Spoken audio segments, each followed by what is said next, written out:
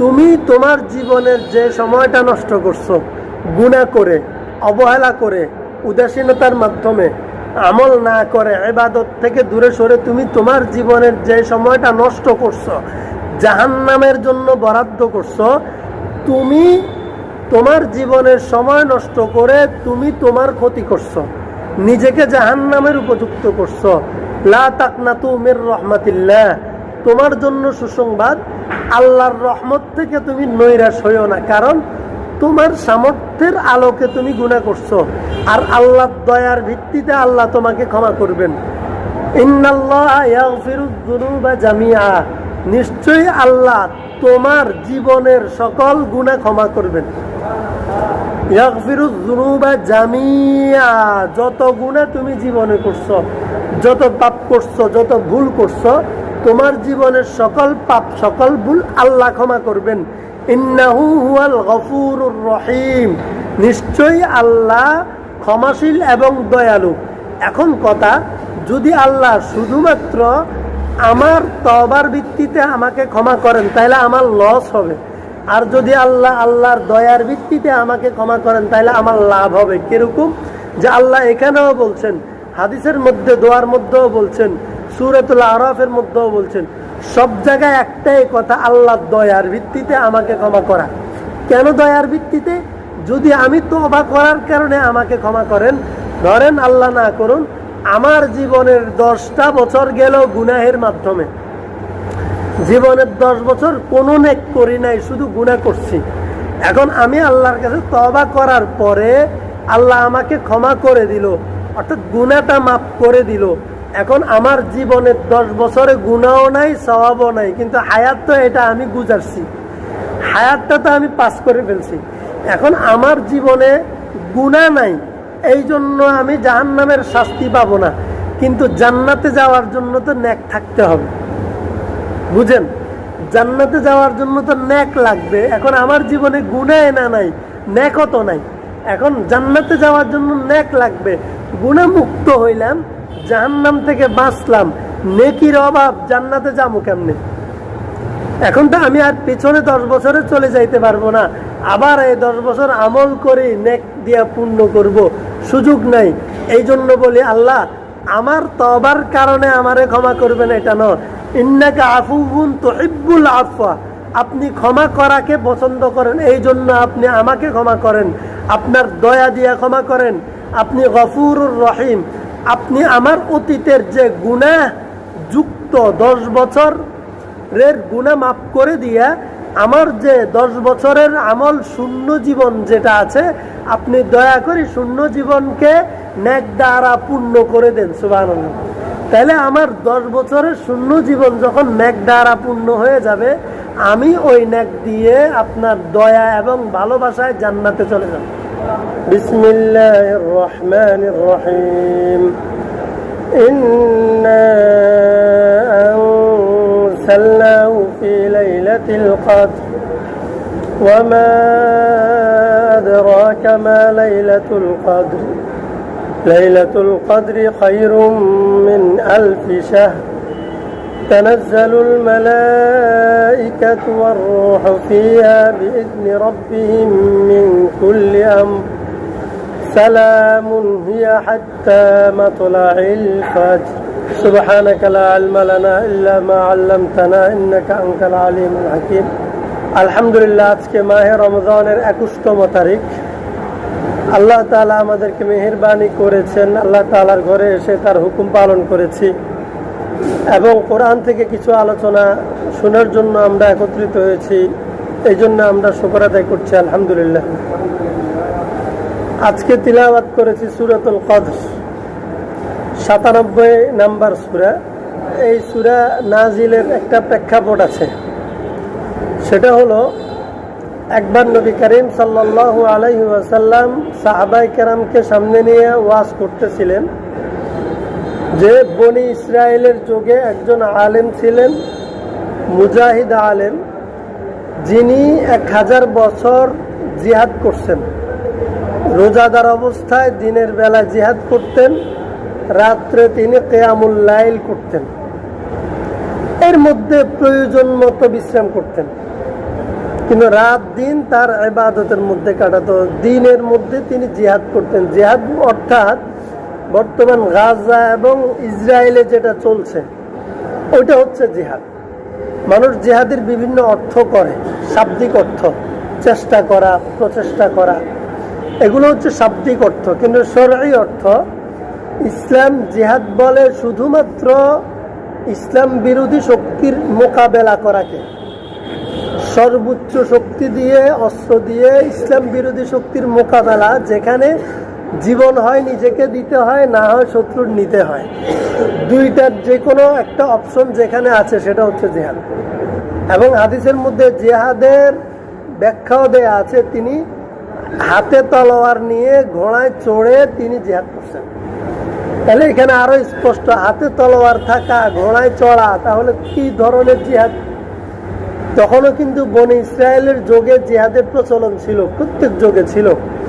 যেমন আল্লাহ তাআলা যখন মুসা আলাইহিস সালামকে বললেন, আপনি আপনার মুসলমানদের উম্মতকে নিয়ে যান অমুক কবিলার বিরুদ্ধে জিহাদ করেন, তো তারা ছিল অনেক ইবনে উনকের জাতি, অনেক শক্তিশালী, অনেক বড় জাতি ছিল।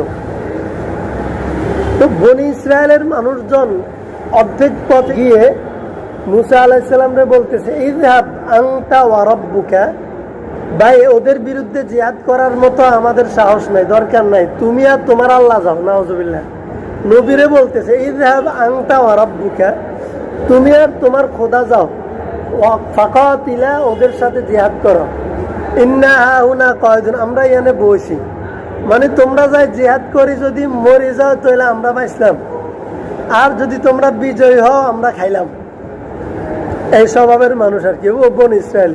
কোরআনের আয়াত, ইযহাব আনতা ওয়া রাব্বুকা ফাকাতিলা ইন্না হাউনা কায়দুন, আমরা এখানে বসছি, তোমরা যদি বিজয় অর্জন করো আমাদেরকে খবর দিও, আমরা আসব, বিজয় উদযাপন করব তোমাদের সাথে।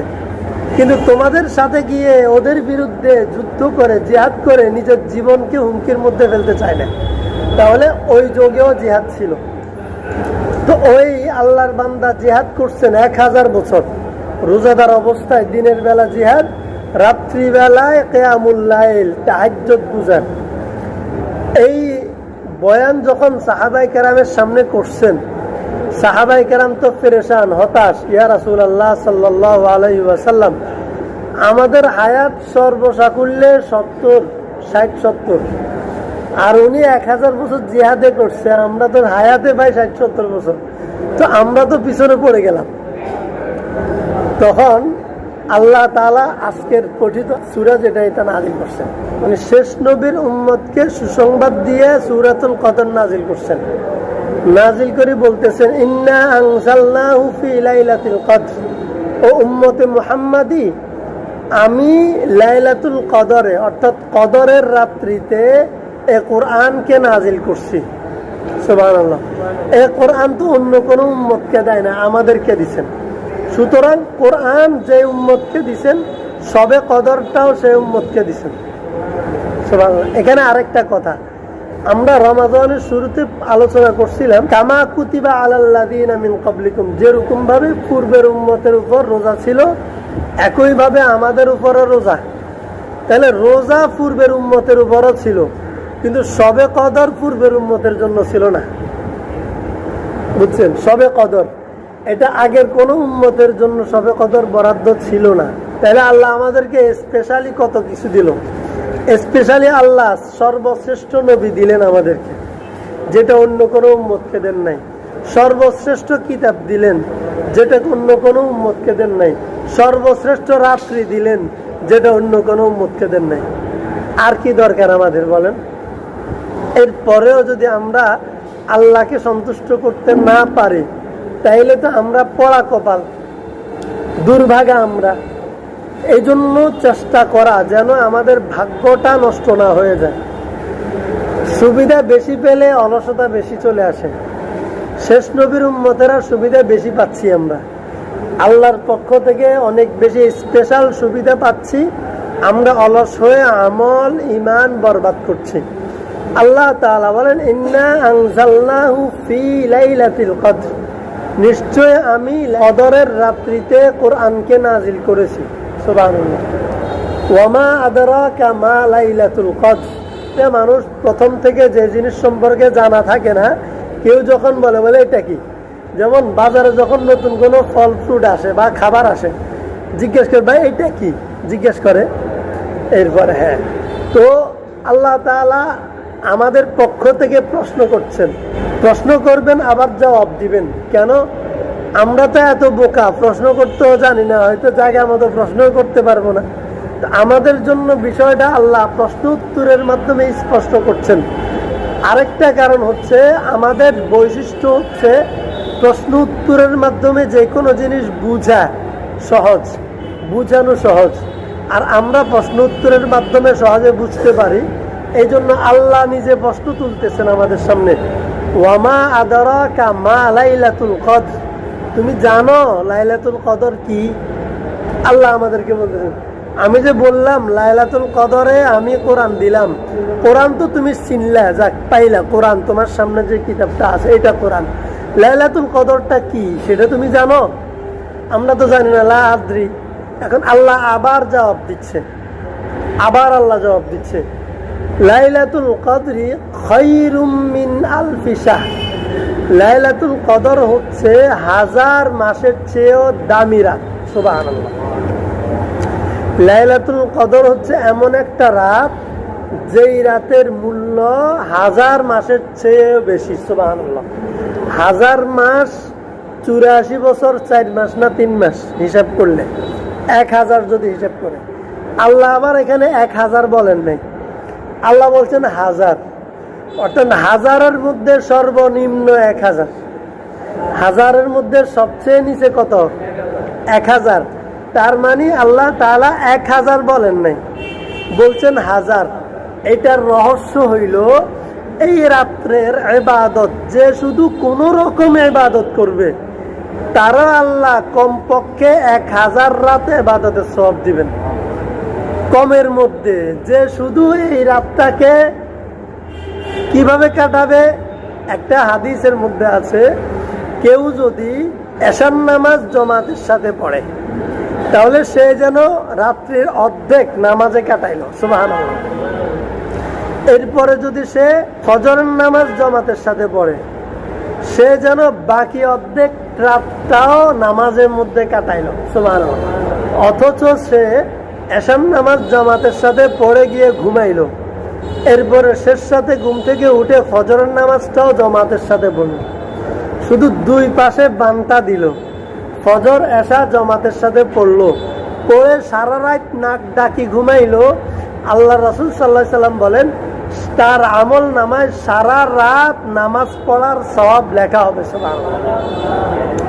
অর্থাৎ আমরা সহজের জন্য বুঝি, যদি কেউ এই কাজটা করে, শুধু যে সুন্দরভাবে ফজরের নামাজ এবং এশার নামাজ জামাতের সাথে পড়ে ঘুমায়, তাহলেও শবে কদরের রাত্রিতে সে এই রাত যদি তার হায়াত পায় আর তার এই আমলটা শুধু হয় এশা ফজর জামাতের সাথে, আল্লাহ রাসূল সাল্লাল্লাহু আলাইহি সাল্লাম বলছেন, মান কামা লাইলাতাল কদরি ঈমানান ওয়া ইহতিসাবান, যেই ব্যক্তি শবে কদরের রাত্রিতে ঈমানের সাথে সওয়াবের নিয়তে নামাজ পড়ে কাটাবে। আবার যেই ব্যক্তি শবে কদরের রাত্রিতে ঈমানের সাথে সওয়াবের নিয়তে নামাজ পড়ে কাটাবে, আল্লাহ গুফিরা লাহু মা তাকদ্দামা মিন যামবি, তার অতীতের সকল গুনাহ মাফ করবেন। সুবহানাল্লাহ। অতীতের সকল গুনাহ মাফ করে দিবেন। সুবহানাল্লাহ। আর আল্লাহ যখন কারো গুনাহ মাফ করে, তখন ওই গুনার যে পাত্র ওইটা খালি রাখেন না। আল্লাহ কি করেন, যে ওয়ায়ুবাদদিলুল্লাহু সাইয়্যাতিহিম হাসানাত, আল্লাহ যখন কোনো বান্দার গুনাহ মাফ করেন, তখন গুনাহ ক্ষমা করার পরে যেই গুনাহের পাত্র ভাণ্ডটা খালি হয়ে যায়, ওইটাকে খালি রাখেন না, ওই শূন্যস্থানকে আল্লাহ নেকি দিয়ে ভরে দেন। সুবহানাল্লাহ। এখন আপনি বলবেন ভাণ্ড পাইলেন কই? ভাণ্ড মানে হচ্ছে যে, ধরেন এই সময়টাতে কিছু মানুষ গুনাহে লিপ্ত না, তাহলে এই একটা ঘন্টা তার আমল নামায় গুনাহ লেখা হইল, সে যদি পরবর্তীতে তওবা করে আল্লাহর কাছে, তাহলে তওবা করার পরে এই 1 ঘন্টা ধরেন, এই 2টা থেকে 3টা, এই 1 ঘন্টা তার গুনাহটা আল্লাহ কাটি দিল। তাহলে এই 1 ঘন্টা আমল নামায় গুনাহও নাই, সওয়াবও নাই। মানে এতদিন তওবা করার আগ পর্যন্ত ছিল শুধু গুনাহ, 1 ঘন্টার আমল। যখন তওবা করলো, গুনাহ মাফ করে দিল, তাহলে এখন তার আমল নামায় সওয়াবও নাই, গুনাহও নাই। তাহলে তার জীবনের 1 ঘন্টা সওয়াবও নাই, গুনাহও নাই। তো আল্লাহ তাআলা বান্দা যখন তওবা করে, বান্দাকে এত পছন্দ করেন তওবাকারীকে, তার জীবনের 1 ঘন্টা শূন্যস্থান থাকবে, মানে নিষ্ফল থাকবে, এটা আল্লাহ চাইবেন না। আল্লাহ কি করবেন? ওই 1 ঘন্টা, যে 1 ঘন্টায় গুনাহ ছিল, গুনাহ মাফ করে দিয়ে ওই 1 ঘন্টা সওয়াব লিখে দিবেন। সুবহানাল্লাহ, সুবহানাল্লাহ। যেই পরিমাণ গুনাহ ছিল সেই পরিমাণ সওয়াব। এখন আর তার আমল নামা শূন্য নাই, 1 ঘন্টা নিষ্ফল নাই, নেকি দ্বারা পরিপূর্ণ হয়ে যায়। তাহলে কোনো বান্দা যখন রাত্রে ঘুমাবে, কমপক্ষে 1000 বছর নামাজ পড়ে রাত্রে জেগে নামাজ পড়ার সওয়াবটা সে পাবে। এখন কেউ যদি শবে কদরের রাত্রিতে এশার নামাজ ফজরে পড়ে, আবার রাত্রে সামর্থ্য আছে, শরীর কুলায়, এই পর্যন্ত এই পরিমাণ সময় কোরআন তেলাওয়াত করে এবং নামাজ পড়ে কাটায়, আবার একটু বিশ্রাম করে উঠে শেষ সাথে আবার তাহাজ্জুদ পড়ে, আবার আল্লাহর কাছে কান্নাকাটি করে, তাসবিহ তাহলিল পড়ে, ইস্তেগফার করে, এরপরে আবার ফজরের নামাজ জামাতের সাথে পড়ে। এখন বলেন, 2 জনের ওই রাত কি একরকম নি? যেই লোক ফজর জোহর জমাতে কাটাইলো আর ঘুমাইলো, আর একজন মানুষ জমাতে কাটাইলো আবার বাকি সময়টা ইবাদতে কাটাইলো, 2 জনের রাত্র সমান না। তাহলে আল্লাহ 2 জনের সমান আমল ইবাদতের সব কেমনে দিবেন? আল্লাহ কমের মধ্যে যেটা বলছি, যার আমল সবচেয়ে কম শবে কদরের রাতে, তাকে দিবেন 1000 রাতের সওয়াব। আর যার আমল থাকবে তাকে আমল অনুযায়ী, খুশু ইতমিনান অনুযায়ী, আমলের প্রতি ভক্তি যেরকম ছিল, ইতমিনান যেরকম ছিল, শুদ্ধতা যেরকম ছিল, সে অনুযায়ী তাকে 1000-এর বেশি আরো অনেক বাড়াই দিবেন। সুবহানাল্লাহ, সুবহানাল্লাহ। তাহলে কি পরিমাণ দিবেন? তাহলে আমি বনি ইসরায়েলের মুজাহিদ 1000 বছর জিহাদ করে, দিনে রোজা রেখে এবং রাত্রে জাগ্রত থেকে ইবাদত করে যে সওয়াব কামাইছে, আমি শেষ নবীর উম্মত হওয়ার কারণে শুধু বছরে যদি 1টা শবে কদর শুধু আমল করতে পারি, কাজে লাগাইতে পারি, তাইলে ওই বনি ইসরায়েলের ওই মুজাহিদের চেয়েও বেশি আগায় যেতে পারবো। আর যদি প্রতি বছর আমি পারি, আল্লাহু আকবার।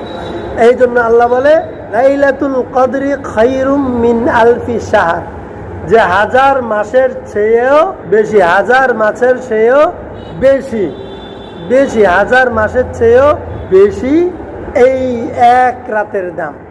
তানাজ্জালুল মালাইকাতু ওয়ার রূহু ফিহা, এই রাত্রে আল্লাহ স্পেশালি একটা কাজ করেন, যে ফেরেশতাদের সর্দার জিবরিল আলাইহিস সালামের তত্ত্বাবধানে 1 ঝাঁক ফেরেশতাকে আল্লাহ দুনিয়াতে পাঠান। তারা দুনিয়াতে নেমে আসেন, বিইজনি রাব্বিহিম মিন কুল্লি আমর, আল্লাহর পক্ষ থেকে যত রকমের কল্যাণ আছে, সকল রকমের কল্যাণের হুকুম নিয়ে আল্লাহর রাসূলের এই আল্লাহর ফেরেশতা দুনিয়াতে আসেন। এসে ঘুরে ঘুরে দেখেন কারা কারা আমলে ইবাদতে নেকিতে মত্ত। সালাম যাদেরকে নেকের মধ্যে পান, গুনাহমুক্ত পান, সালাম তাদেরকে সালাম নিবেদন করেন। হাত্তা মাতলাইল ফাজর, তাদের জন্য শান্তির ঘোষণা করেন, শান্তির বার্তা নিয়ে, সুখের বার্তা নিয়ে, সফলতার বার্তা নিয়ে আল্লাহর কাছে যান। কতক্ষণ পর্যন্ত থাকেন সারা দিনে? মাতলাইল ফাজর, হাত্তা, যে একবারে ফজরের ওয়াক্ত হওয়া পর্যন্ত। আমরা সাহারি খাই যে সময় পর্যন্ত, সাহারির শেষ সময় পর্যন্ত ফেরেশতারা জমিনে থাকেন। সুবহানাল্লাহ। এবং নেককারদের জন্য, আমলরত মানুষদের জন্য, গুনাহমুক্ত মানুষদের জন্য সওয়াব এবং নেকি বা শান্তির ঘোষণা করতে থাকেন, শান্তির বার্তা দিতে থাকেন, তাদের উপর রহমত বর্ষণ করতে থাকেন আল্লাহর পক্ষ থেকে। সুবহানাল্লাহ। এইটা আমাদের দরকার আসেনি না, শুধু দুনিয়ারটা আইলে হইব। হ্যাঁ, দুনিয়ারটা পাইলে হবে শুধু না, আখিরাতটাও দরকার আছে, না শুধু আল্লাহরটাও দরকার আছে। হ্যাঁ, তাইলে আমরা এই সময়টা কাজে লাগাবো ইনশাআল্লাহ। একটা রাত শেষ, গত রাত শেষ, জানি না কে কতটুকু কামাইছি। আমরা বাকি আরো 4 রাত আছে, অথবা বেজোর যদি জোর বেজোর হিসাব করে আরো 9 রাত আছে। আজকে রাত থেকে যদি আমরা 9টা রাত একটু কষ্ট করি, কি এমন ক্ষতি হবে আমার, কি এমন লস হবে? কোনো লস তো হবে না, কোনো ক্ষতি তো হবে না। তো আমরা চেষ্টা করব বাকি সময়টা আমল করে কাটাইতে। রাসূল কারীম সাল্লাল্লাহু আলাইহি ওয়াসাল্লাম শবে কদর আসলে 2টা কাজ করতেন বেশি। 1 নাম্বার কাজ করতেন, ওনার ফ্যামিলির সবাইকে ঘুম থেকে উঠাই দিতেন রাত্রে। সুবহানাল্লাহ। ফ্যামিলির সবাইকে রাত্রে ঘুম থেকে উঠাই দিতেন, ঘুমাইতে দিতেন না। এই উঠো, শবে কদর আসছে, ঘুমাই থাকতেছো কেন? ফেরেশতারা তালাশ করতেছে, ফেরেশতারা ঘুরতেছে, রহমত বন্টন করতেছে, তুমি ঘুমাই থাকবা কেন? উঠো, ফেরেশতাদের রহমতের ভাগীদার হও, আল্লাহর পক্ষ থেকে তুমি রহমতের ভাগীদার হও, আল্লাহর দয়ার নজর, দয়ার পাত্র হও তুমি। আল্লাহ রসুল তার পরিবার পরিজনের সবাইকে ঘুম থেকে উঠাই দিতেন, আমলের মধ্যে লাগাই দিতেন। 1টা 2 নাম্বার আমল হইতো এটা হচ্ছে যে রাত্রে জাগরণ করে নামাজ পড়তেন। রাত্রে কিয়ামুল লাইল বলে এটাকে, রাত জেগে জেগে নামাজ পড়া, রাত জেগে জেগে নামাজ পড়া 2 নাম্বার আমল করতেন। একটা দোয়া পড়তেন বেশি, আল্লাহুম্মা ইন্নাকা আফুউন তুহিব্বুল আফওয়া ফাআফু আন্নী। হে আল্লাহ, ইন্নাকা আফুউন, আপনি ক্ষমাশীল, আপনি গুনাহ মাফকারী, গুনাহসমূহ ক্ষমাকারী। তুহিব্বুল আফওয়া, আপনি গুনাহ ক্ষমা করাকে পছন্দ করেন, ভালোবাসেন। গুনাহগারকে ক্ষমা করা আপনার পছন্দের কাজ। ফাআফু আন্নী, সুতরাং আপনার পছন্দের কারণে আমার গুনাহ মাফ করেন। সুবহানাল্লাহ।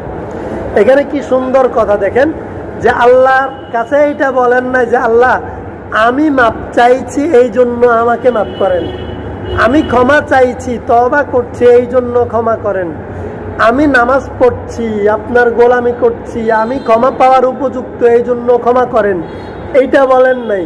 ক্ষমা করতে আপনি ভালোবাসেন এই জন্য আমাকে ক্ষমা করেন। সুবহানাল্লাহ। দেখেন কথার স্টাইল কি, আপনি ক্ষমা করতে ভালোবাসেন এই জন্য আপনার কাছে আমি ক্ষমা চাই, আপনার ভালোবাসার কাজটা আমি চাই, আমি সেটা চাইছি যেটা আপনি ভালোবাসেন। আপনি কি ভালোবাসেন? বান্দাকে ক্ষমা করতে, আমি এই জন্য ক্ষমা চাইছি। সুবহানাল্লাহ। সূরাতুল আরাফের 23 নম্বর আয়াতে আল্লাহ তাআলা বলেন, আমরা গুনাহ থেকে ক্ষমা চাইবো কিভাবে? রব্বানা যালামনা আনফুসানা, হে আমার রব, আমি আমার উপর জুলুম করছি। দেখেন কি বলে, রব্বানা যালামনা আনফুসানা, হে আমার রব, আমি নিজের ক্ষতি নিজে করছি, গুনার কাজ করে নিজের উপর নিজে জুলুম করছি। যালামনা আনফুসানা, রব্বানা যালামনা আনফুসানা, গুনাহ করে আমি নিজের উপর নিজে ক্ষতি করছি, নিজের উপর নিজে জুলুম করছি। ওয়া ইল্লাম তাগফির লানা, যদি তুমি আমাকে ক্ষমা না করো, মানে গুনাহ করছি আমি, অপরাধ করছি আমি নিজের ক্ষতি নিজে করছি, কিন্তু তোমার ক্ষমা না হইলে আমার উপায় নেই। গুনাহ করার ক্ষমতা আমার আছে, কিন্তু ক্ষমা করার ক্ষমতা আমার নাই, ক্ষমা পাওয়ার ক্ষমতা আমার নাই, ক্ষমা নেয়ার যোগ্যতা আমার নাই। ওয়া ইল্লাম তাগফির লানা, যদি তুমি আমারে ক্ষমা না করো, ওয়া তারহামনা, তোমার ক্ষমাটা হবে কিসের ভিত্তিতে? আমি ক্ষমা চাইছি এই জন্য না, না না, ওয়া তারহামনা, তোমার দয়ার ভিত্তিতে, আমার উপর তোমার দয়ার ভিত্তিতে। সুবহানাল্লাহ। আমার উপর তোমার দয়ার ভিত্তিতে, আমার উপর তোমার ভালোবাসার ভিত্তিতে তুমি যদি আমাকে ক্ষমা না করো, লানাকুনান্না মিনাল খাসিরিন, আমি ক্ষতিগ্রস্তদের অন্তর্ভুক্ত হয়ে যাব, আমি ক্ষতিগ্রস্ত হয়ে যাব। মানে দয়া তুমি করবে, তোমার দয়ায় ক্ষমা তুমি করবে, তোমার মায়া এবং মহাব্বতের কারণে আমাকে করবে, আর তুমি যদি তোমার ভালোবাসায়, তোমার দয়ায় আমাকে ক্ষমা না করো, তাইলে ক্ষতি আমার হবে, তোমার না। সুবহানাল্লাহ। মানে কথাটার স্টাইল দেখেন, রব্বানা যালামনা আনফুসানা, ও আমার রব, আমি গুনাহ করে নিজের উপর নিজে জুলুম করছি, নিজের ক্ষতি নিজে করছি, নিজের পায়ে নিজে কুড়াল মারছি। ওয়া ইল্লাম তাগফির লানা, যদি আপনি আমাকে ক্ষমা না করেন, আপনি যদি আমাকে বিপদ থেকে উদ্ধার না করেন, আপনি যদি আমাকে জাহান্নামের আগুন থেকে না বাঁচান, ওয়াতারহামনা, কিসের ভিত্তিতে বাঁচাবেন? আমি 10 জন নিয়ে মিলাদ পড়াই ক্ষমা চাইছি এই জন্য না, আমি 10 খতম কোরআন শরীফ পড়ছি এই জন্য না, আমি সবে কদরের রাত্রিতে জাগ্রত হয়ে ইবাদত করছি এই জন্য না, আমার ইবাদত, আমার নামাজ, আমার ইস্তেগফার এটার ভিত্তিতে না, আপনার দয়ার ভিত্তিতে আমাকে ক্ষমা না করলে লানাকুনান্না মিনাল খাসিরিন, আমি ক্ষতিগ্রস্ত হয়ে যাব। সুবহানাল্লাহ। এইটা কেন? দয়ার ভিত্তিতে কেন? তাহলে দুইটা, আরেকটা আয়াত বুঝে আমি আজকে শেষ করবো ইনশাআল্লাহ। তাহলে আমরা হাদিসের মধ্যে পাইলাম আল্লাহর হাবিব সাল্লাল্লাহু আলাইহি ওয়াসাল্লাম সবে কদরের রাত্রিতে দোয়া করতেন, আল্লাহুম্মা, ও আমার রব, হে আল্লাহ, ইন্নাকা আফুবুন, আপনি ক্ষমাশীল, তুহিব্বুল আফওয়া, আপনি ক্ষমা করাকে পছন্দ করেন, ভালোবাসেন, ফাফু আন্নি, আপনি আমাকে ক্ষমা করেন। অর্থাৎ আল্লাহ, আপনি তো ক্ষমাশীল, আপনি মানুষকে, বান্দাকে জাহান্নাম থেকে মুক্তি দিতে পছন্দ করেন, আপনি বান্দাকে গুনাহমুক্ত করতে ভালোবাসেন, এজন্য আপনি আমাকে ক্ষমা করেন। কারণ আপনার যে কাজটা পছন্দ, আমি আপনার কাছে সেই জিনিসটা চাইছি। আপনার পছন্দ বান্দাকে ক্ষমা করা, এজন্য আমি আপনার কাছে নিজের জন্য ক্ষমা প্রার্থনা করছি, আপনার ভালোবাসার কাজটা আপনি করেন, আমাকে ক্ষমা করেন। সূরা জুমার 53 নম্বর আয়াতের মধ্যে আল্লাহ বলেন, কুল, হে নবী, আপনি বান্দাকে বলে দেন, উম্মতকে বলেন, ইয়া ইবাদি, হে আমার বান্দা, মানে আল্লাহর বান্দাকে বলার জন্য, আল্লাযীনা আসরাফু আলা আনফুসিহিম, তুমি তোমার জীবনের যে সময়টা নষ্ট করছো গুনাহ করে, অবহেলা করে, উদাসীনতার মাধ্যমে, আমল না করে, ইবাদত থেকে দূরে সরে তুমি তোমার জীবনের যে সময়টা নষ্ট করছো, জাহান্নামের জন্য বরাদ্দ করছো, লা তাকনাতু মির রাহমাতিল্লাহ, তুমি তোমার জীবনের সময় নষ্ট করে তুমি তোমার ক্ষতি করছো, নিজেকে জাহান্নামের উপযুক্ত করছো। লা তাকনাতু মির রাহমাতিল্লাহ, তোমার জন্য সুসংবাদ, আল্লাহর রহমত থেকে তুমি নৈরাশ হইও না, কারণ তোমার সামর্থ্যের আলোকে তুমি গুনাহ করছো, আর আল্লাহর দয়ার ভিত্তিতে আল্লাহ তোমাকে ক্ষমা করবেন। ইন্নাল্লাহা ইয়াগফিরুয যুনুবা জামিআ, নিশ্চয়ই আল্লাহ তোমার জীবনের সকল গুনাহ ক্ষমা করবেন। ইয়াগফিরুয যুনুবা জামিআ, যত গুনাহ তুমি জীবনে করছো, যত পাপ করছো, যত ভুল করছো, তোমার জীবনের সকল পাপ, সকল ভুল আল্লাহ ক্ষমা করবেন। ইন্নাহু হুয়াল গফুরুর রহিম, নিশ্চয়ই আল্লাহ ক্ষমাশীল এবং দয়ালু। এখন কথা, যদি আল্লাহ শুধুমাত্র আমার তওবার ভিত্তিতে আমাকে ক্ষমা করেন, তাহলে আমার লস হবে, আর যদি আল্লাহ আল্লাহর দয়ার ভিত্তিতে আমাকে ক্ষমা করেন, তাহলে আমার লাভ হবে। কিরকম? যে আল্লাহ এখানেও বলছেন, হাদিসের মধ্যে, দোয়ার মধ্যেও বলছেন, সূরাতুল আরাফের মধ্যেও বলছেন, সব জায়গায় একটাই কথা, আল্লাহর দয়ার ভিত্তিতে আমাকে ক্ষমা করা। কেন দয়ার ভিত্তিতে? যদি আমি তওবা করার কারণে আমাকে ক্ষমা করেন, ধরেন আল্লাহ না করুন আমার জীবনের 10টা বছর গেল গুনাহের মাধ্যমে, জীবনের 10 বছর কোনো নেক করি নাই, শুধু গুনাহ করছি, এখন আমি আল্লাহর কাছে তওবা করার পরে আল্লাহ আমাকে ক্ষমা করে দিল, অর্থাৎ গুনাহটা মাফ করে দিল। এখন আমার জীবনের 10 বছরে গুনাহও নাই, সওয়াবও নাই, কিন্তু হায়াত তো এটা আমি গুজারছি, হায়াতটা তো আমি পাস করে ফেলছি। এখন আমার জীবনে গুনাহ নাই, এই জন্য আমি জাহান্নামের শাস্তি পাবো না, কিন্তু জান্নাতে যাওয়ার জন্য তো নেক থাকতে হবে। বুঝেন? জান্নাতে যাওয়ার জন্য তো নেক লাগবে। এখন আমার জীবনে গুনাহ না নাই, নেকও তো নাই, এখন জান্নাতে যাওয়ার জন্য নেক লাগবে। গুনাহ মুক্ত হইলাম, জাহান্নাম থেকে বাঁচলাম, নেকির অভাব, জান্নাতে যাবো কেমনে? এখন তো আমি আর পিছনে 10 বছরে চলে যাইতে পারবো না, আবার এই 10 বছর আমল করে নেক দিয়া পূর্ণ করব, সুযোগ নাই। এই জন্য বলি আল্লাহ আমার তওবার কারণে আমারে ক্ষমা করবেন এটা নয়। ইন্নাকা আফুউন তুহিব্বুল আফওয়া, আপনি ক্ষমা করাকে পছন্দ করেন, এই জন্য আপনি আমাকে ক্ষমা করেন, আপনার দয়া দিয়া ক্ষমা করেন। আপনি গফুরুর রহিম, আপনি আমার অতীতের যে গুনাহ যুক্ত 10 বছরের গুনাহ মাফ করে দিয়া আমার যে 10 বছরের আমল শূন্য জীবন যেটা আছে, আপনি দয়া করে শূন্য জীবনকে নেক দ্বারা পূর্ণ করে দেন। সুবহানাল্লাহ। তাহলে আমার 10 বছরের শূন্য জীবন যখন নেক দ্বারা পূর্ণ হয়ে যাবে, আমি ওই নেক দিয়ে আপনার দয়া এবং ভালোবাসায় জান্নাতে চলে যাব। তাহলে আল্লাহর দয়া লাগবে কিনা? আল্লাহর দয়া ছাড়া কোনো উপায় নেই। আল্লাহ আমাদেরকে ক্ষমা করুন। এই জন্য সর্বাবস্থা আল্লাহর দয়ার ভিত্তিতে ক্ষমা চাইব, নিজের তওবার ভিত্তিতে নয়।